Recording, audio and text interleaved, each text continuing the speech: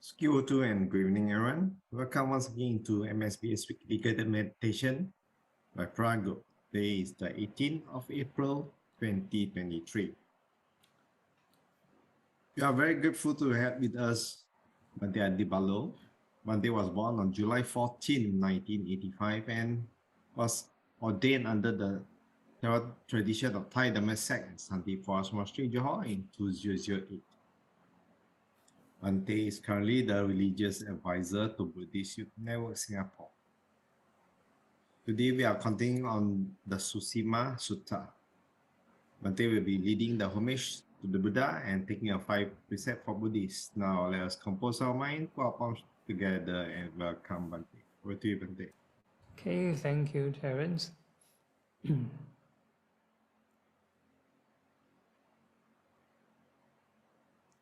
So we start off with paying respects to the Buddha by giving 3 bows. First bow to the Buddha, and the second bow, and the third bow. Okay, then we start off with the homage chanting. Namo tassa bhagavato arahato samma sambuddhassa. Namo tassa bhagavato arahato samma sambuddhassa. Namo tassa bhagavato arahato samma sambuddhassa.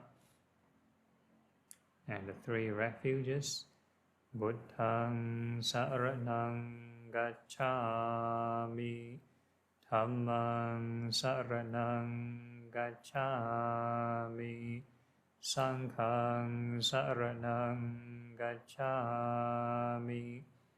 Dutiyampi Buddhaṃ saraṇaṃ gacchāmi, Dutiyampi Dhammaṃ saraṇaṃ gacchāmi, Dutiyampi Saṅghāṃ saraṇaṃ gacchāmi, Tatiyampi Buddhaṃ saraṇaṃ gacchāmi, Tatiyampi Dhammaṃ saraṇaṃ gacchāmi, Tatiyampi Saṅghāṃ saraṇaṃ gacchāmi.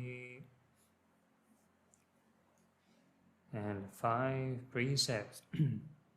Panatipata viramani sikkhapadang samadhiyami.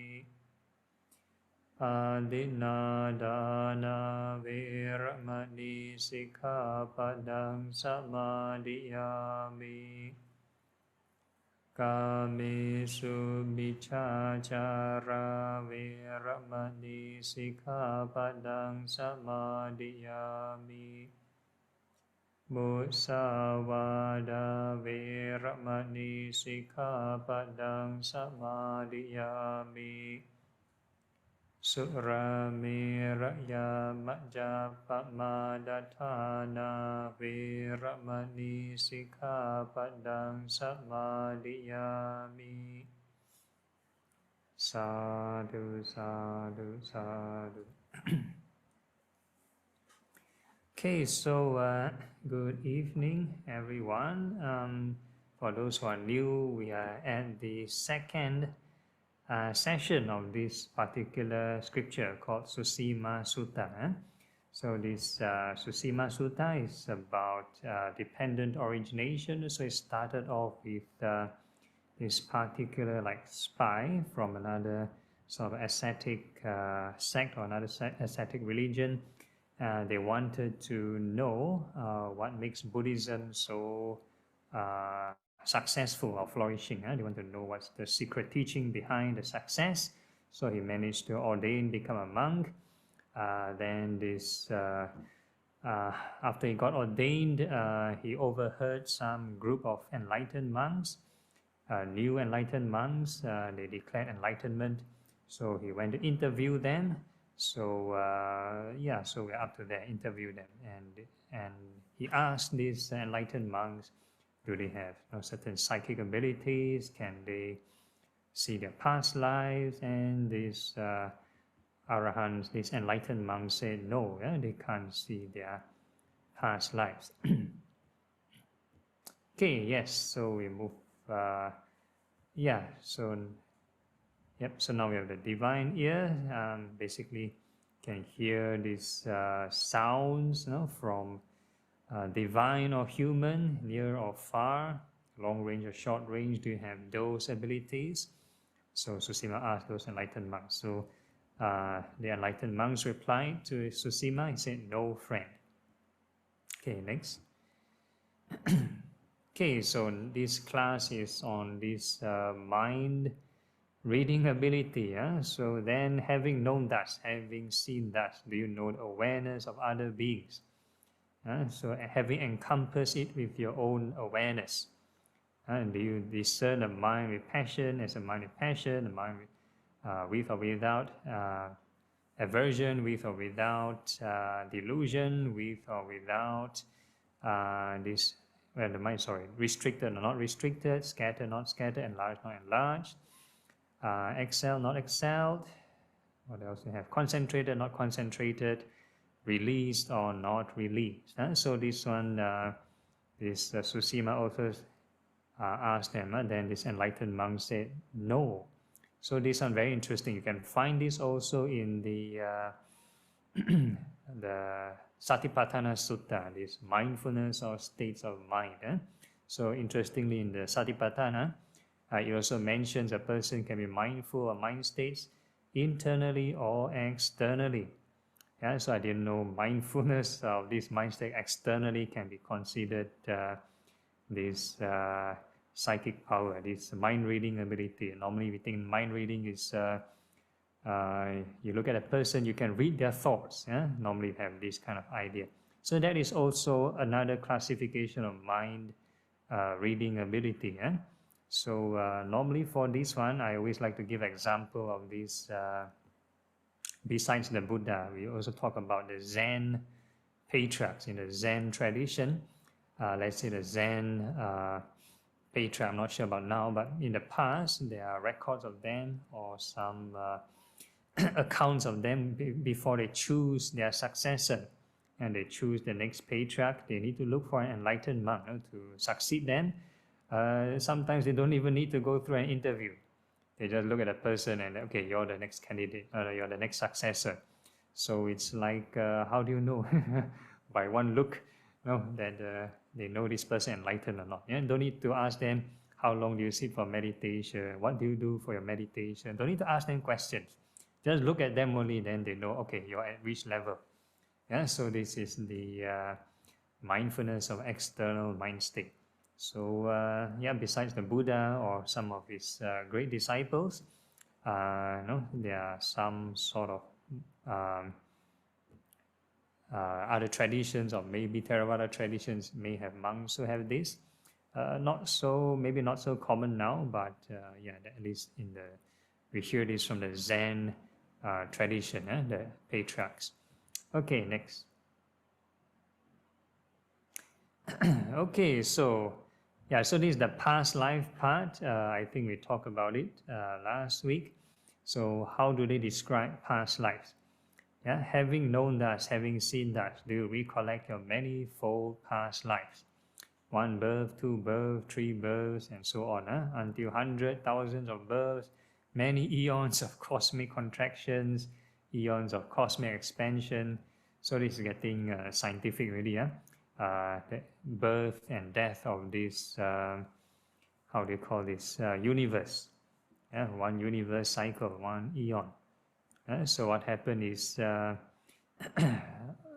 not just your past life, the details of your past life, like what name you have, what were you named in your past life, what kind of community, what kind of clan, what kind of appearance, what kind of food you eat, what kind of experiences you had, how you ended that life, how you passed away, and how you reappeared.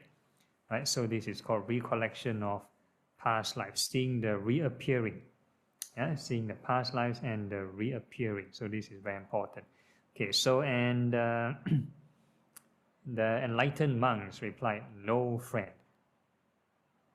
No friend. And so we talked about this last week. So the food for thought was that, hey, when we talk about dependent origination, most of the common models and the majority of the understanding of dependent origination is like 3 lifetimes. Yeah. So if enlightened monk, if arahant cannot even see the past lives, how can they able to see this dependent origination in terms of 3 lifetimes? How can they see this their past lives and their rebirth and coming to the womb and so on, if they can't even see their 1 life ago? Yeah? So this is food for thought. Okay, next. Okay, then now this one is about other people's past lives. So we call this the by means of divine eye. Yeah? So the divine eye is, I think, similar property with this seeing your own past lives. Yeah? Seeing your own past lives. And then you can see other people's past lives. Okay, so in fact, I think because Vesak Day is coming, so we kind of, at least in the Sri Lankan tradition, it's coming on the, I think, 5th of May or something, 4th or 5th of May, the Sri Lankan tradition having their Vesak Day. Okay, so the Buddha's own path to enlightenment, he had these 3 stages, or the night or the eve of enlightenment. The night is broken into 3 cycles. So the first cycle, he sort of saw his past life, and the second cycle he saw other beings' past lives, and the third cycle then he saw the Four Noble Truths. Then he got enlightened. Yeah, so the seeing of Four Noble Truths, like for example, this group of arahants, they saw the Four Noble Truths, but they are unable to see their past lives or other people's past lives. So the paragraph over here is quite similar. The appearing, passing away and reappearing of other beings. Yeah, other beings. And seeing their karma, how their karma works. Right? Inferior or superior, beautiful or ugly, fortunate or unfortunate, according to their karma. Those beings who endowed with bad conduct, bad body, speech, and mind, who reviled the noble ones, held wrong views, and undertook actions under the influence of wrong views, with the breakup of the body after death, have reappeared in the plane of deprivation, the bad destination, the lower realms in hell. So the bad destination can also mean like hungry ghosts or the animal realms. But these beings who were endowed with good conduct, body, speech, and mind, do not revile the noble ones, held right views, undertook actions under the influence of right views, in the breakup of the body after death, have reappeared in good destinations, such as the heavenly world.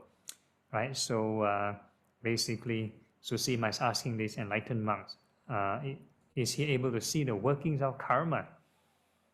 Working of karma.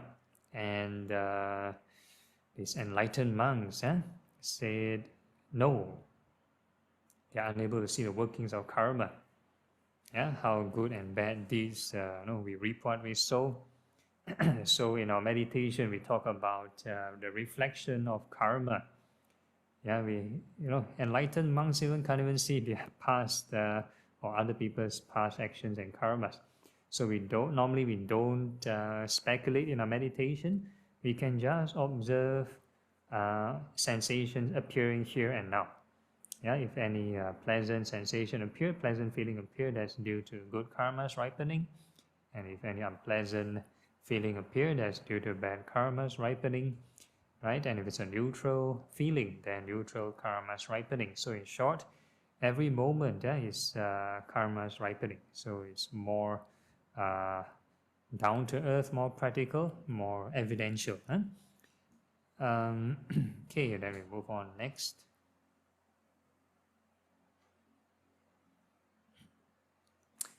Okay, so we've covered the 5 higher knowledges. Yeah, so in Buddhism, we believe there are these 6 higher knowledges, 6 abhinyas. 6 abhinyas. So the first 5, we call this the mundane or worldly higher knowledges. So we talk about the divine eye, seeing of past lives, divine ear, those psychic ability, can fly and all those kind of stuff, and this mind reading ability. So these are the 5 mundane abilities. Mundane. That means if a person is not enlightened, they can have these 5 or any of these 5. It could be because they are born in a certain realm or certain race, or even certain human genetics, ancestral genetics. They are prone to seeing certain spirits or certain unseen beings from young. So it might be genetics, or some people attribute it to past lives. And also, some can be trained, trained to see this. Like we talked about this quite a number of times in the session, and also for those who attended the retreat quite recently, for those who want to develop these higher knowledges, they need to perceive this white light. These are the visualization exercises. They need to do it the whole day actually. So we normally don't sort of encourage this in our routine or session. This one is may not be meant for everybody. This practice may not be suitable for everybody. So imagine a person, example, if they happen to develop this divine eye and they start to see ghosts and demons and spirits, and the whole day they see this and becomes a whole day horror movie. And some people cannot take it. Or some people, if let's say, they cannot even handle the dramas of this lifetime. They get depression, they get upset or suicidal, and you ask them to look at their past life, they may not be able to handle it. Hey, my best friend in my past life betrayed me. They get so upset already. Even more dramas. So the dramas in this life you can't even handle. Then you don't talk about past lives. So of course there's this thing called past life regression therapy. Somehow it's they claim to be documented and proven. So a person may not need to spend hours or years developing this ability to see past life. They just need to go and see these therapists for one session. They just hypnotize you, and you can recollect your past lives already. Right? That beats hours of your time or years of your time. So yeah, so these are, we call this mundane abilities, may not lead to detachment, may not lead to enlightenment. Yeah, so we also talked about how these things are being used wrongly. We talk about maybe like some documentaries about the Cold War, those remote viewing, how the spies use this ability to see the enemy's location without physically being there, and they can just bomb that area, right? So it's used in a very mundane sense, or not so spiritual sense. Okay, so that being aside, the 6th higher knowledge is knowing how to remove all the defilements. So that's basically enlightenment. So this or any enlightened person would have at least the 6th higher knowledge. And everything else, the first 5 is optional.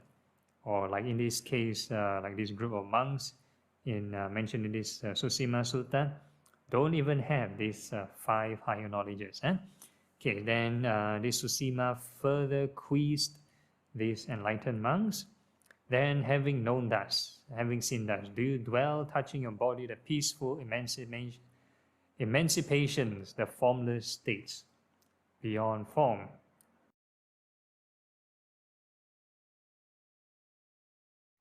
Excuse me. So basically it's the formless jhanas.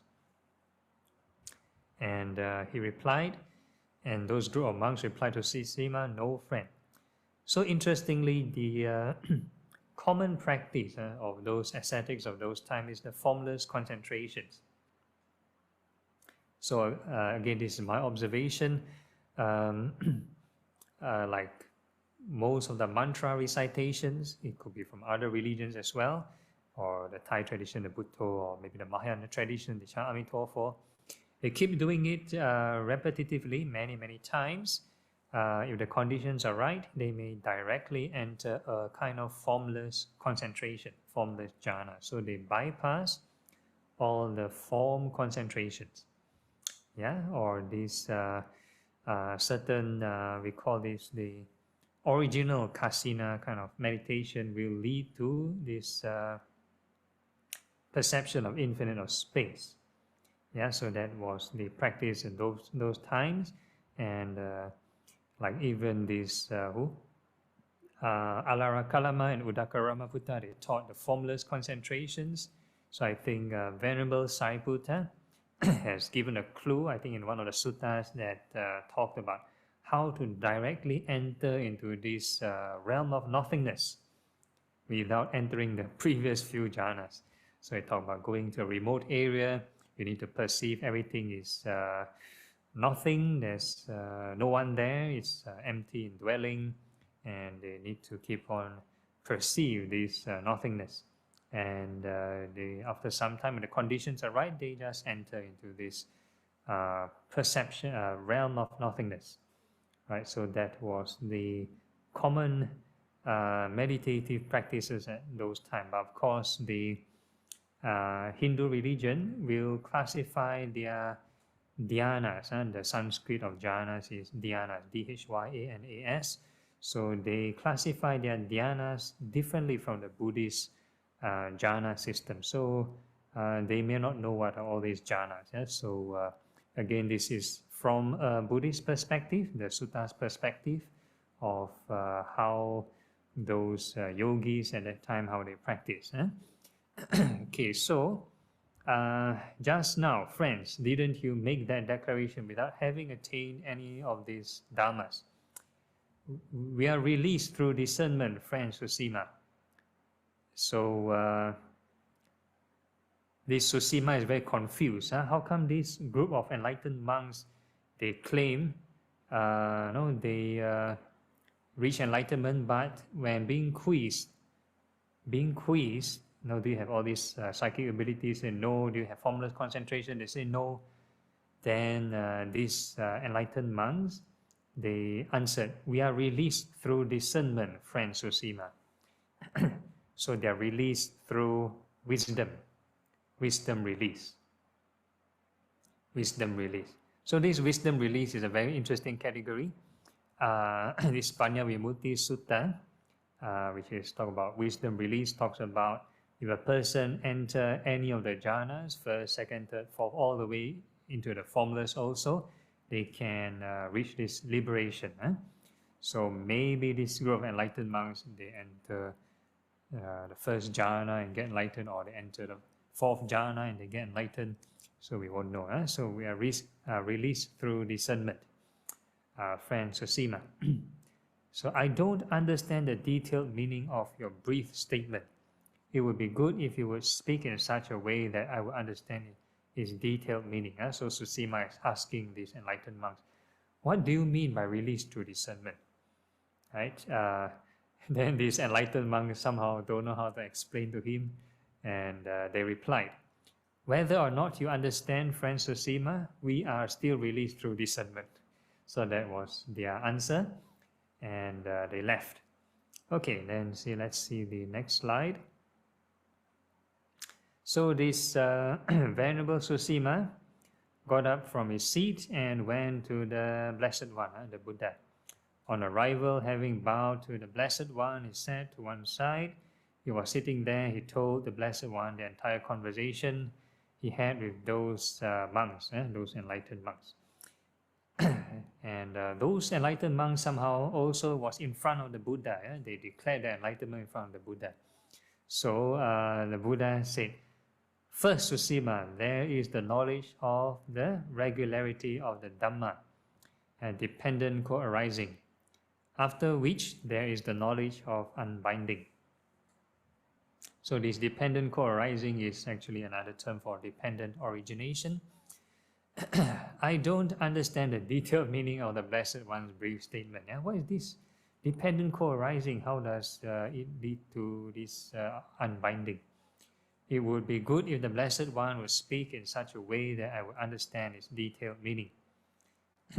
Yeah, so it's not just Susima. I think many Buddhist communities, not just Theravada, I think Mahayana also, we have this kind of stereotype. An enlightened monk must have all the psychic ability, must be able to fly, must be able to do supernatural thing. Then it's you can be considered enlightened. So if you're too ordinary, you don't have all these things, how can it be? No proof. How to prove enlightenment? Very hard to prove enlightenment.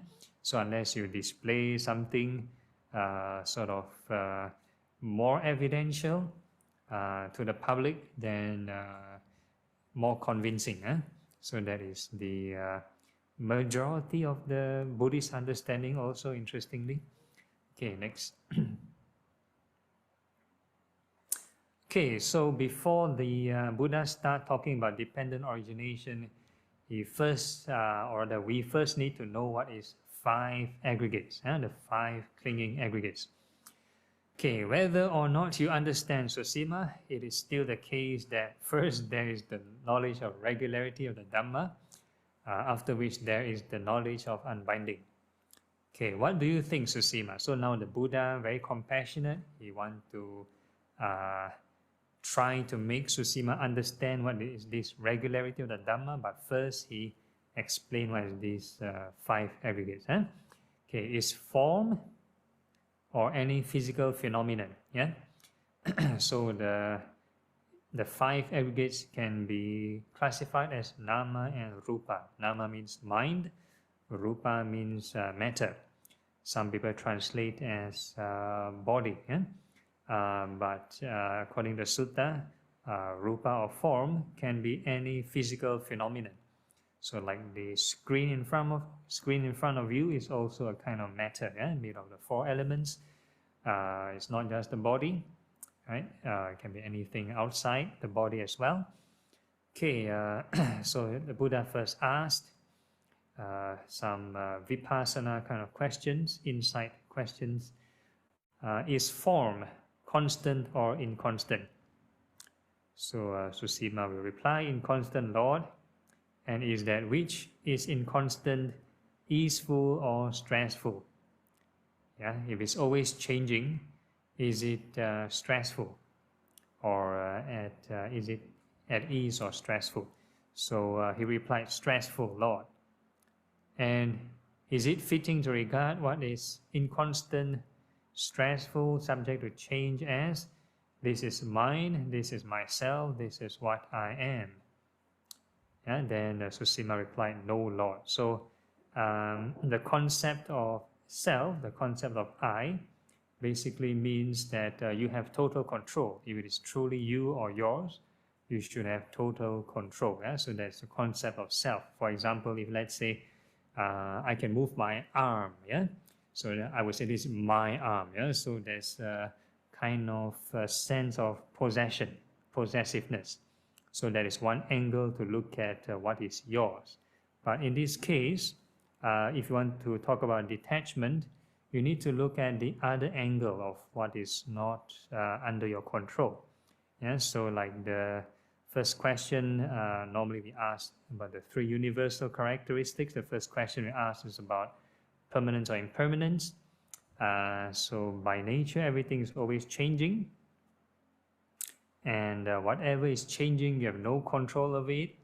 And it will sort of affect, shake, rock your boat, rock the status quo, have this create stress, create suffering. So that's the second question. Is it easeful or stressful? Always changing, always unexpected, always changing, It doesn't suit your plan. You have certain plans in mind with it, and this thing change again. So stressful.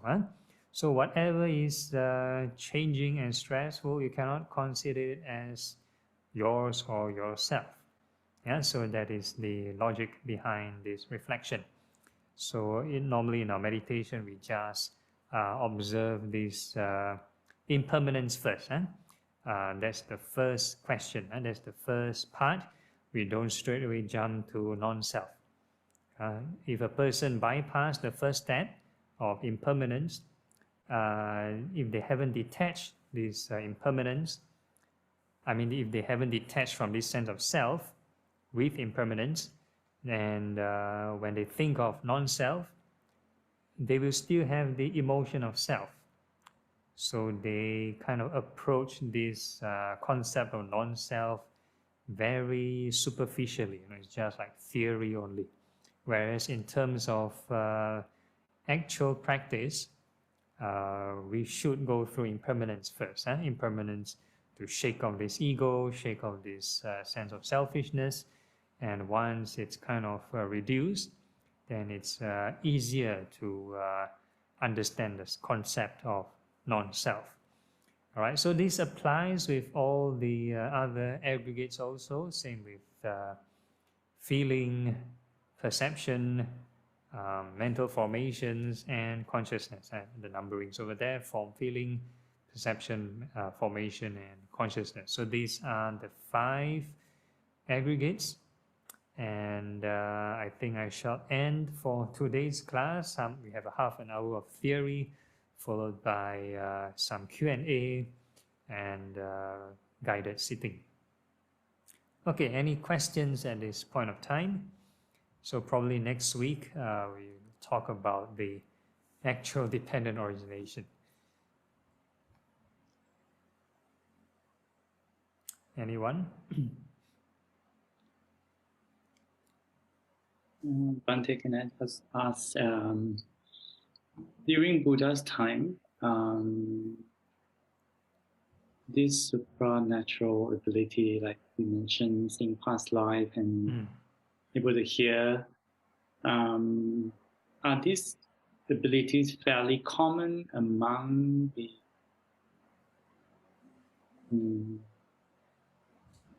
how to say, maybe perhaps like enlightened people? May or may not be in the same, like may not be Buddhist or non-Buddhist. Is it a fairly common kind of ability? Yeah, that's right. That? Okay, so if it's common, then I feel that it's a little bit weird by probability to encounter a group of enlightened monks, and I don't know how big that group Susima interviewed, but to have a consistent answer throughout, it's a little bit odd to me that way. Yeah, okay, so like every result, there's always a cause. So if let's say the practitioners never practice those visualization meditations, they won't have those abilities. Yeah. So it's likely that their practice as a group is a certain type of practice that would not lead to that's right. that kind of ability. Thank you. Also, there's a reason why those things are common, because last time, maybe thousands of years ago, there's no handphone, no radio, no TV. So if they want to communicate or get their news, they need to resort to these techniques. And of course, they need lots of practice.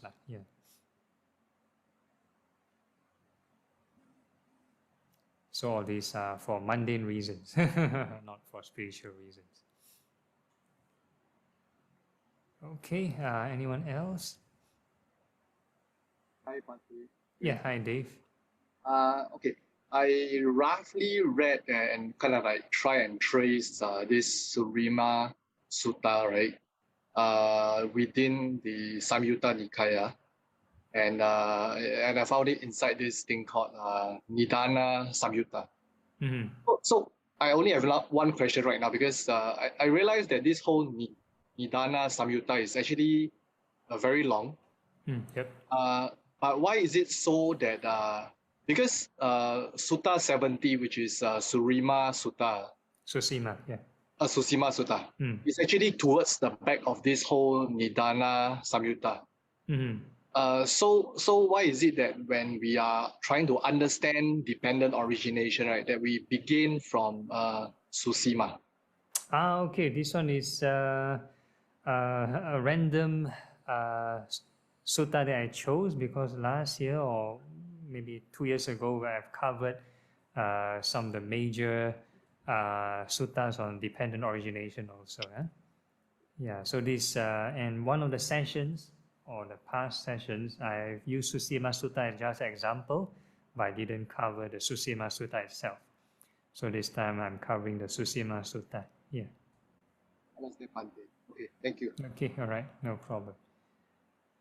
Okay, anyone else has a question, or how about the comments on the Facebook?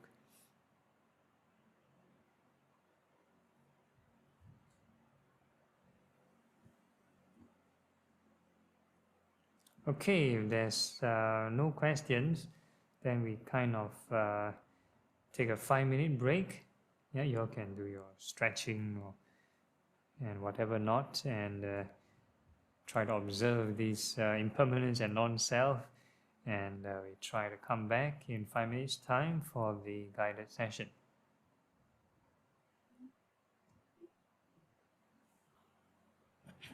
Bante, Mm-hmm. I want to ask about the correlation of the five aggregates. Like, Okay. what is what starts with what, and then go through. Like it's like a cycle thing, right? Okay, so actually this 5 aggregates for now, you take it as 5 in 1. It's a package. Oh, 5 in 1 package. Yeah. So when form, right? The form aggregate. yes. Earth, fire, wind, water, sensations. So these sensations together will also have feeling. Maybe the hardness is pleasant or unpleasant. Or the temperature, you might find it discomforting or comfortable. So all these are feelings. So it's together, package. And when you give a label, you call this an earth element, you call this uncomfortable. This is called perception. You give a name, give a label, perception. And mental formation, every time you create a new thought, that's mental formation. Yeah? And the last one is when you're paying attention to these sensations, that is using your awareness, that's consciousness. Okay. So it's together. Yeah. All right. Thank you, Bante. Okay, no problem. All right. Anyone else? Oops. If not, A quick question yeah. about, do you see pain as one of the elements, or is it separate? Okay. Pain, we call this feelings, mindfulness of feeling. If you want, you can treat it as an element. At least you're able to differentiate them. Yeah. Element as in like you take it as wind element? Oh, wind element would be under form. No. Yeah, feeling would be feeling. Yeah. Okay. How about the rest? Yeah, but it's closely tied. It's closely tied. Yeah, because it comes together. We cannot have anything without feeling. Whatever we see, hear, smell, think, taste, touch, we will have feeling. And so even like we do loving kindness, when we imagine a certain person, we'll have a certain feeling. You like this person or you dislike this person. So we try not to visualize anything. We definitely will have feeling.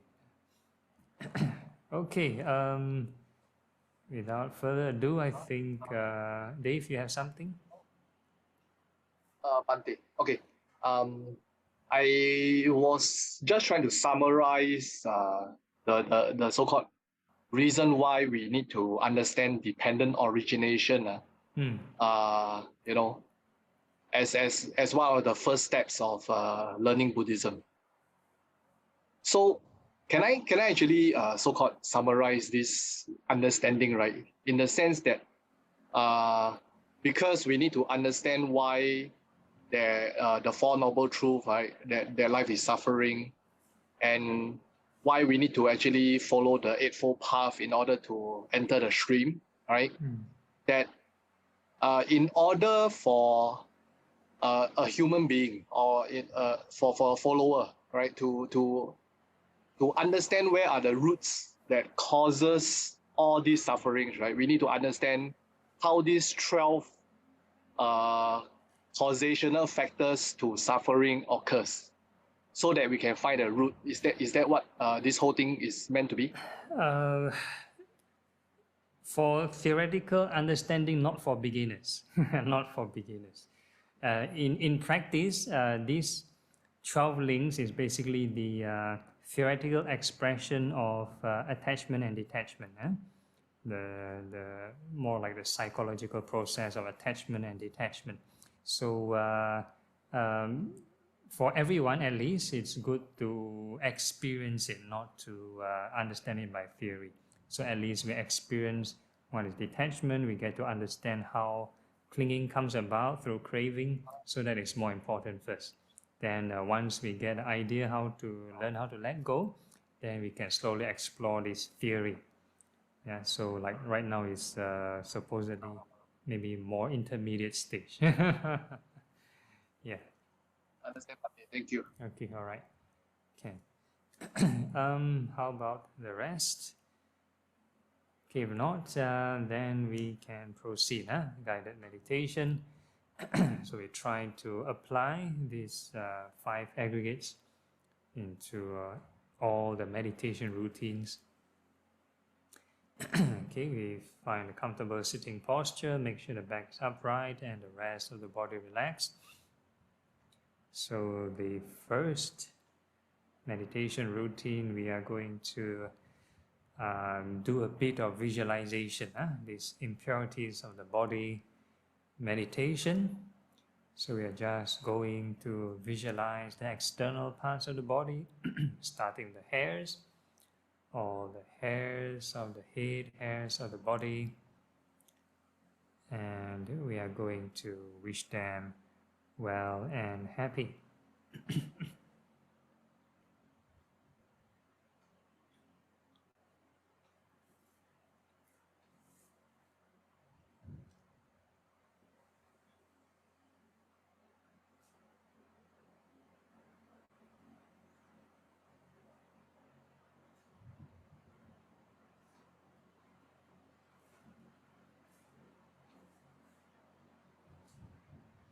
So every time we generate a new image, that itself is the 5 aggregates. So we first wish them well and happy, make peace with them first. No need to rush into investigating first. Make peace with them first. Every time new patch of hair, well and happy, new patch of hair, well and happy.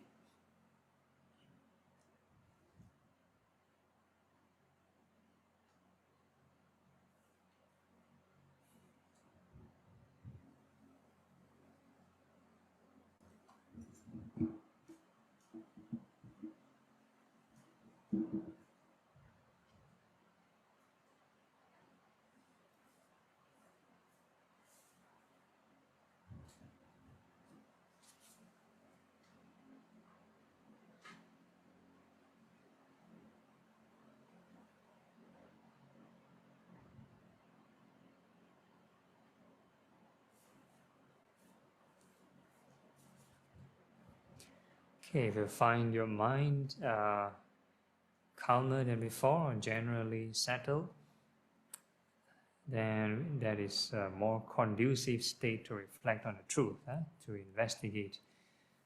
So what we are going to do is visualize that all these hairs go through birth, aging, sickness, and passing away.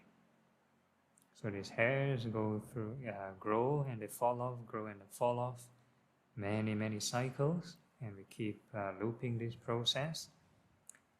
No need to over dramatize, no need to think of what kind of shampoo you're using, what kind of comb you're using, just hairs growing and falling.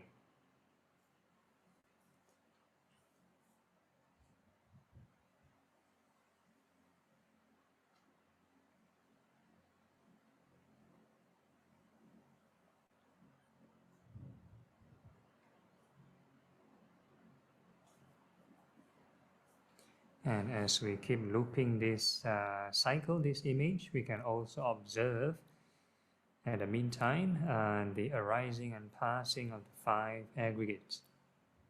Like when the hair grow long, what kind of feelings do you have? When it fall down, what kind of feelings do you have?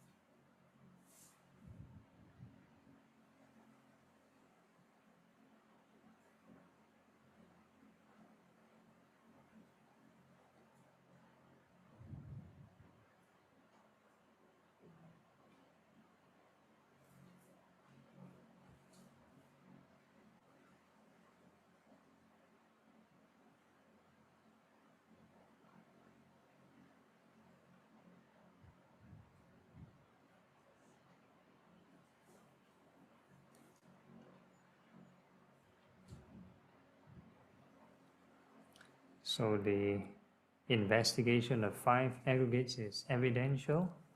Only the looping of the image of the hairs growing and falling then is imagination.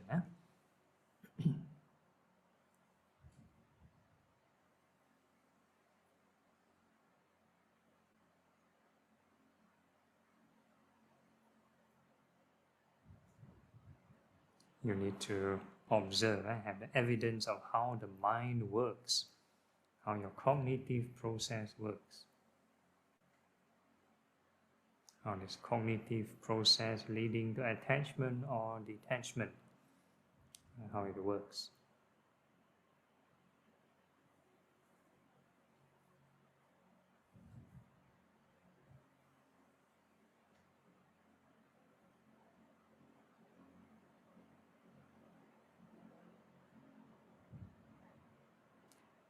So the more you reflect on impermanence or you sub-vocalize impermanence, then higher chance of detachment. If you just think only once and you stop, then very hard to detach.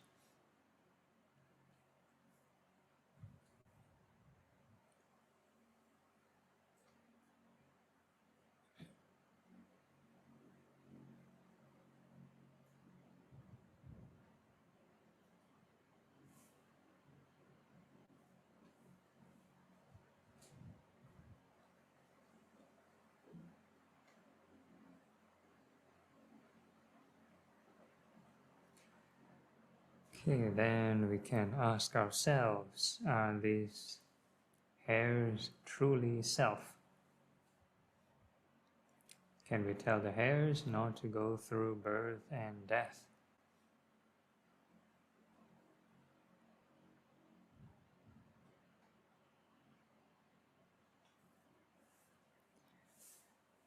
And next we can think of the nails, fingernails and toenails, and we wish them well and happy.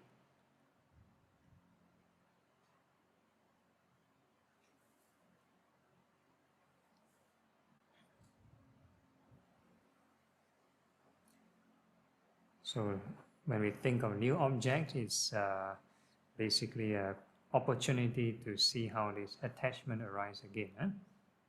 When we stop thinking of impermanence, we switch to this loving kindness. We stop shaking this attachment.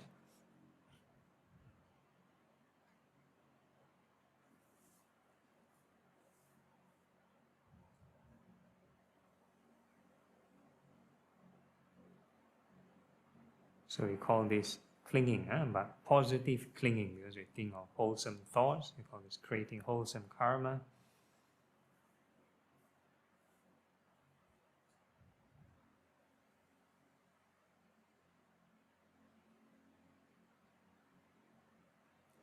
And next we are going to reflect. All these nails go through birth, aging, sickness, and passing away. So you think of them growing and falling, many, many cycles. And as we keep looping this image, we can observe the arising and passing of the 5 aggregates, which are observable, evidential.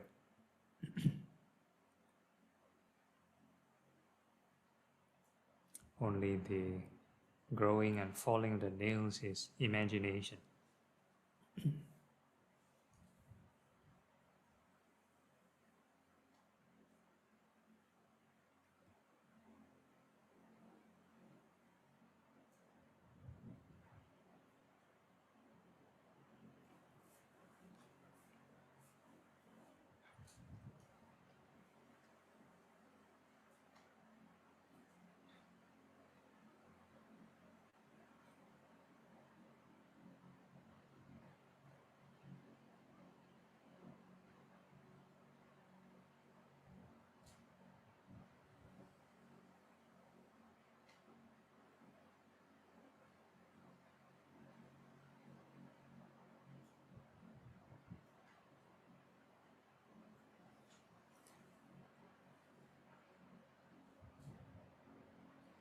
And your challenge is always to see how far can the mind detach, how far can the mind calm down, regardless of what emotional changes there may be. We just treat them as passing phenomenon, passing sceneries, bonuses. Emphasis is on reflection of impermanence.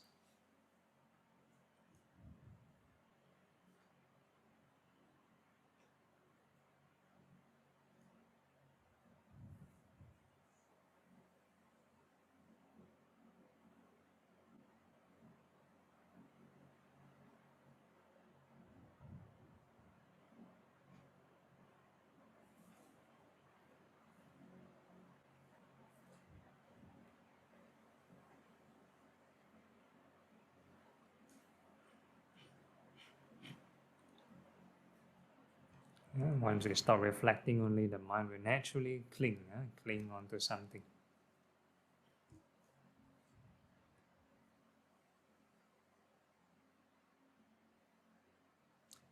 Okay, then we can ask ourselves, are these nails truly self?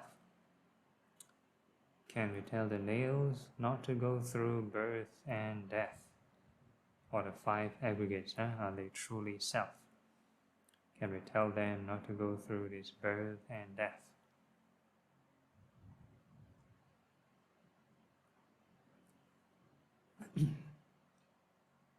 And next we can think of the teeth. All the teeth inside the mouth, we wish them well and happy. All the upper rows of teeth and lower rows of teeth, may they be well and happy.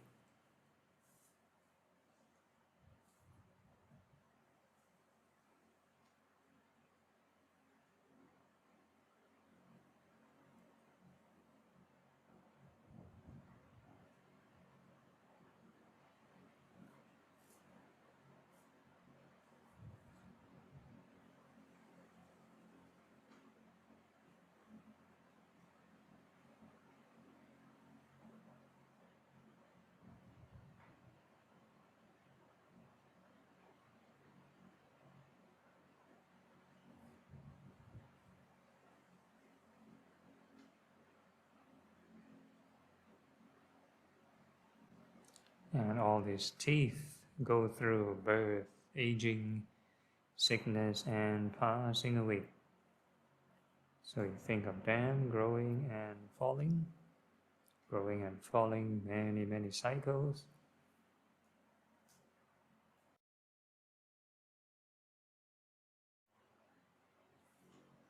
And even though the teeth only fall off twice, the maximum, but we keep repeating. It's just a mental detachment exercise. And in the meantime, we can observe the arising and passing of the 5 aggregates.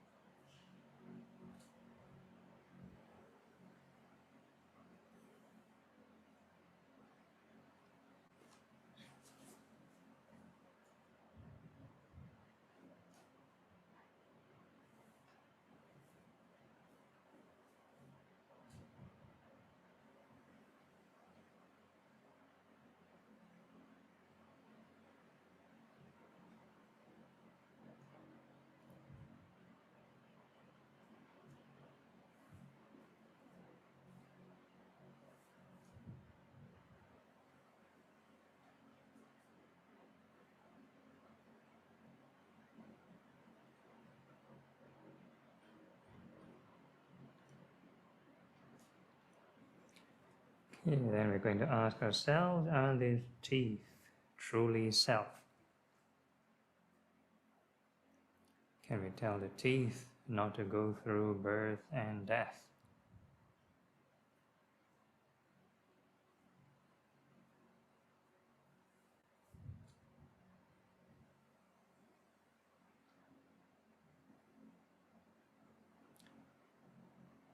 Okay, then next we are going to think of the skin, the skin throughout the body from head to toe, and we're going to wish every patch of skin well and happy.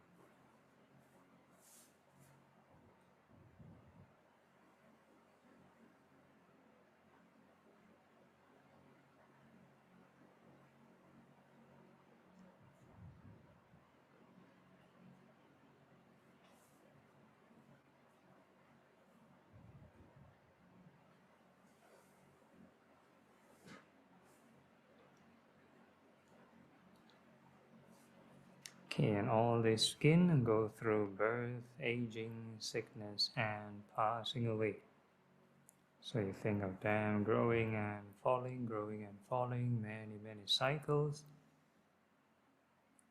And at the meantime, we observe the arising and passing of the 5 aggregates.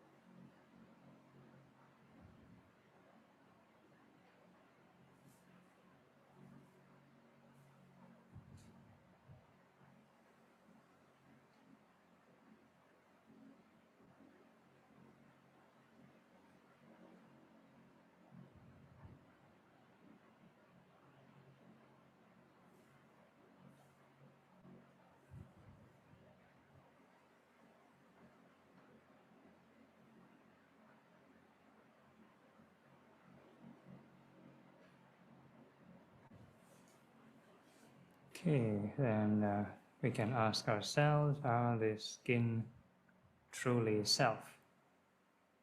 Can we tell the skin not to go through birth and death?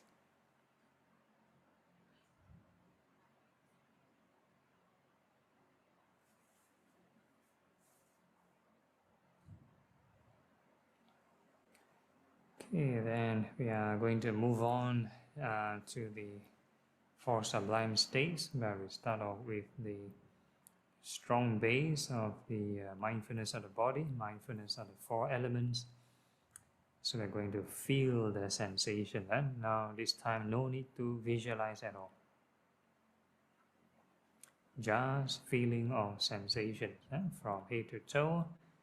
Whatever sensation that appear in the body, we are going to wish them well and happy. So these 4 elements are the earth, fire, wind, and water elements. So they make up the form. But when we identify them, all the 5 aggregates are there. So the earth element represents any hard or soft sensations. Fire is hot and cold. Wind is fast and slow movements, and water moist or dry. So there is no need to deliberately create those sensations. We let it appear naturally by themselves, and whenever they appear, we just wish them well and happy.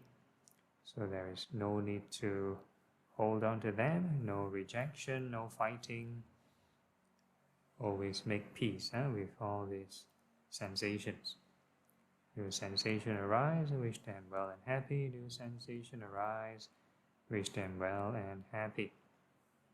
So this one is total observation, all evidence, no imagination.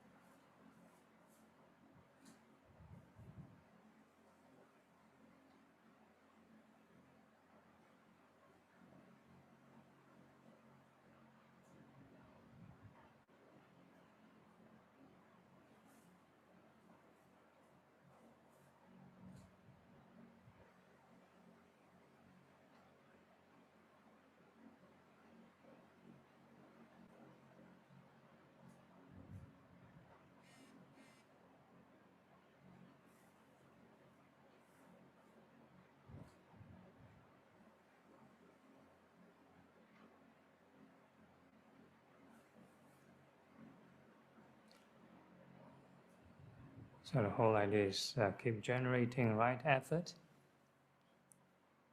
Don't get swept away by any if there's any feeling, we perceive them as separate entities. We wish them well and happy. Any sensation, any feeling arise, also wish them well and happy.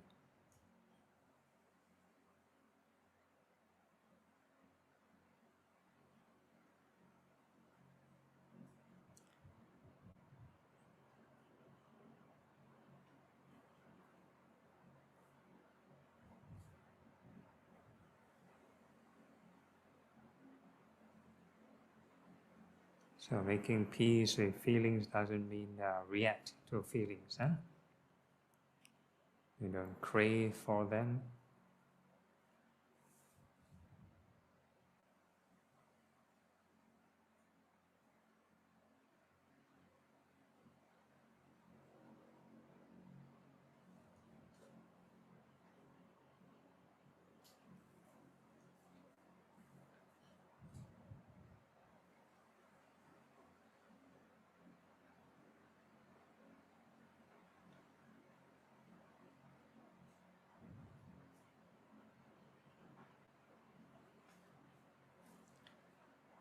Okay, if you find your mind quite settled down, then this is like a baseline level.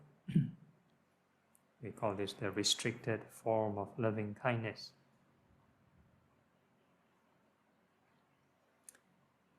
Okay, and now we are going to take note of this state of mind. What kind of emotion currently? And now we are going to wish all beings in all directions well and happy, above, below, and all across. No need to purposely push the mind, let it extend naturally by themselves. And also, please, no visualizing. We are going to try and cultivate this non-discriminative loving kindness, boundless loving kindness. So we are going to perceive all beings as these 4 elements and the 5 aggregates. So whatever sensation you may detect, we are going to wish all beings well and happy. All beings are made of this aggregate. So it doesn't matter the sensation appearing inside the body or outside the body, near or far, large or small area.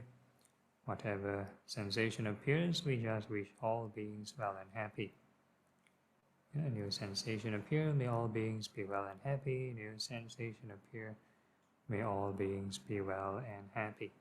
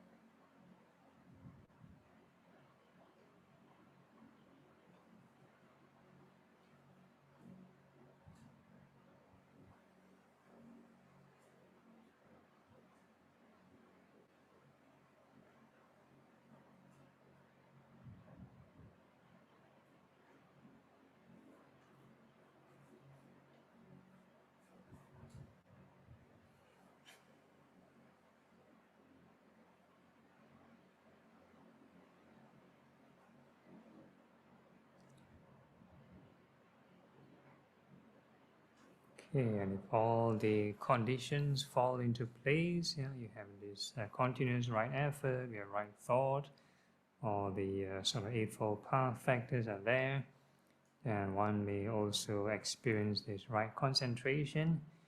Normally it's the first jhana or the first level of concentration if you experience this joy and happiness, or increment of joy and happiness compared to the baseline emotion from earlier.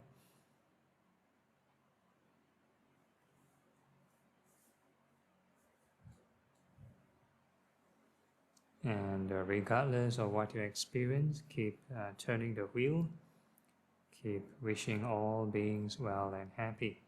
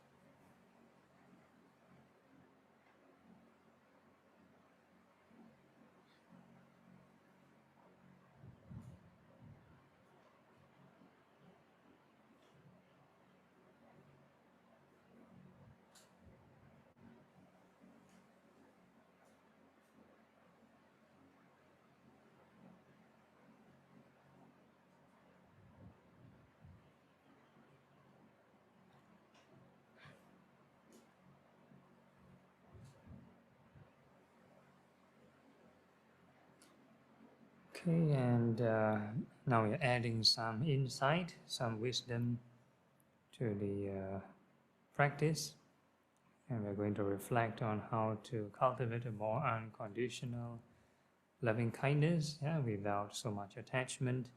So we're going to observe impermanence, all the sensations, how they arise and pass away. So basically the 5 aggregates, how they keep changing.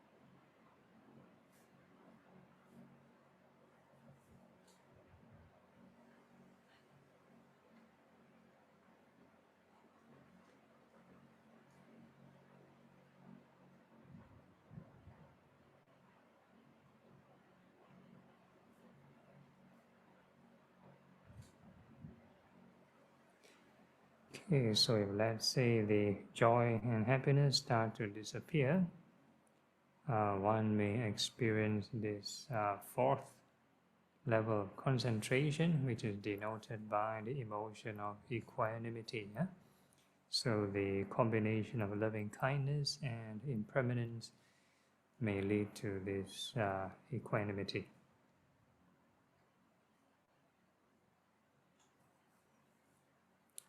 And similarly, regardless of what you experience, everything is still part of the 5 clinging aggregates.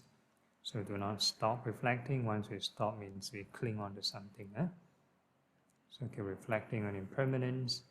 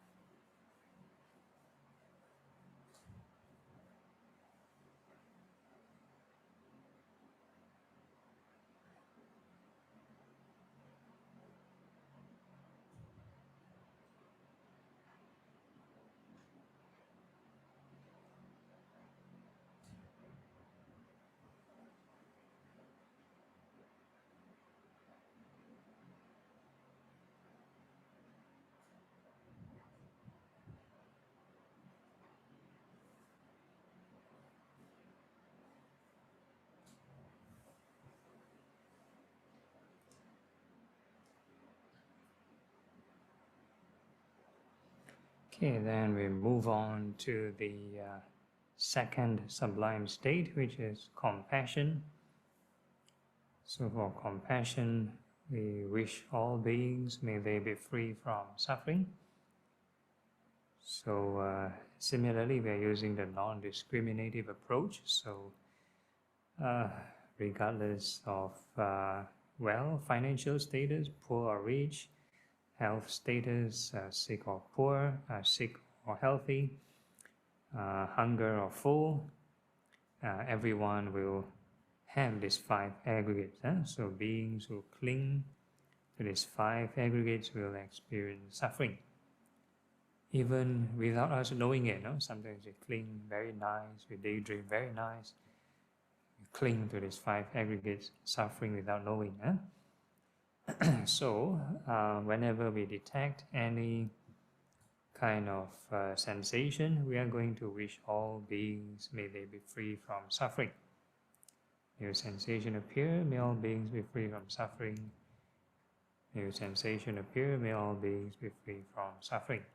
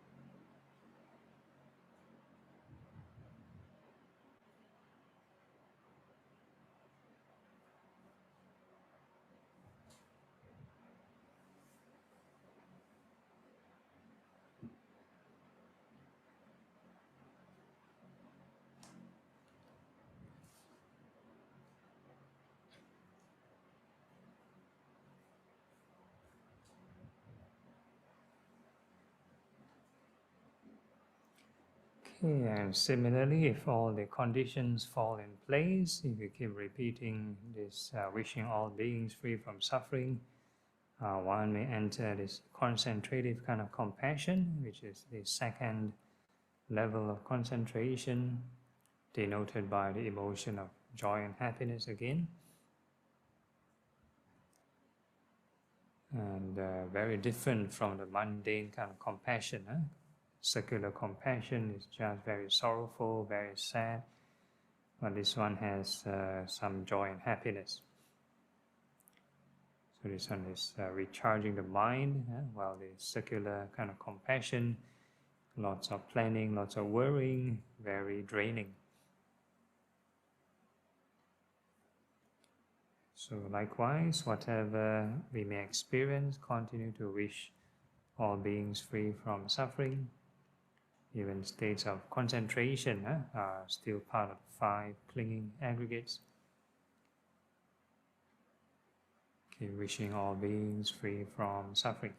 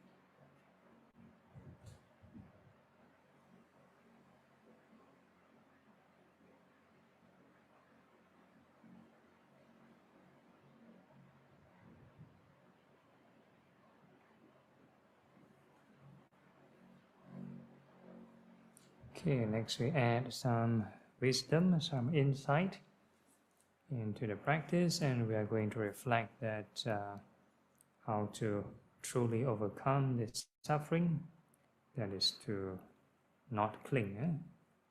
So we are going to reflect on impermanence, shake off this clinging and attachment. So observe all these sensations, all these aggregates, how they arise and pass away.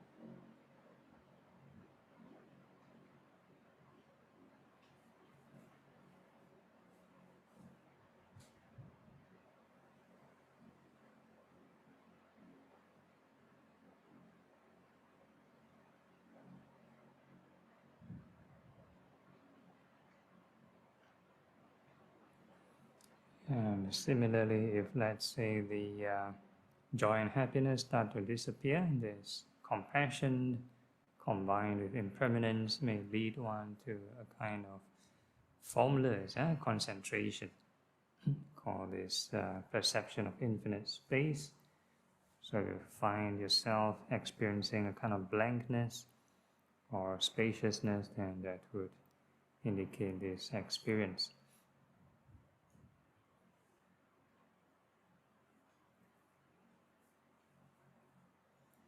And regardless of what you experience, continue to reflect on impermanence. Once we are not mindful, impermanence means we cling on to something already.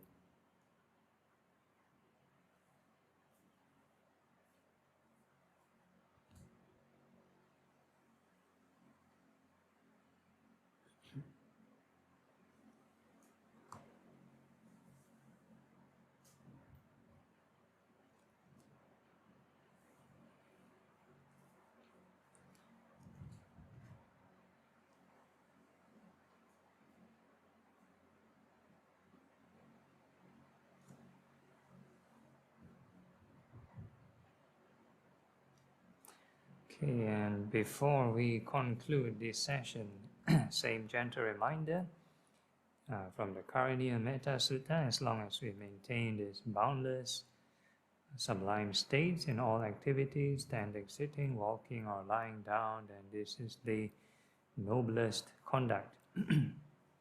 And with that in mind, we can gently open our eyes, formally end the session, but informally still can generate right thought.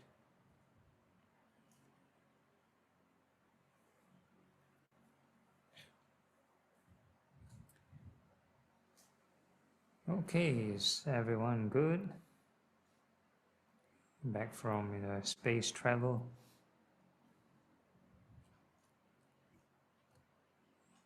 Okay, are there any questions? If not, we can end.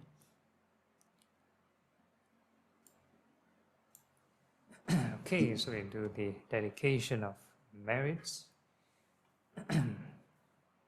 Akasatha ca bhumata devanaga mahitika punyang tang anumoditva cirang rakantu loka sasanam etavata ca amhi sampadang punya sampadang sabbe deva sabbe bhuta sabbe sattva anumodantu sabba sampati siddhya.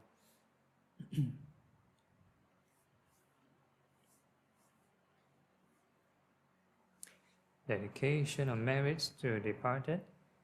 Idang me nyatinang hotu sukhita hontu nyatayo. Idang me nyatinang hotu sukhita hontu nyatayo. Idang me nyatinang hotu sukhita hontu nyatayo. And aspiration. Imina punya kamena mame bala samagamo. Satang samagamo hotu yavani bana patiya. Sadhu, sadhu, sadhu. Okay, and we pay respects to the Buddha by giving 3 bows. First bow,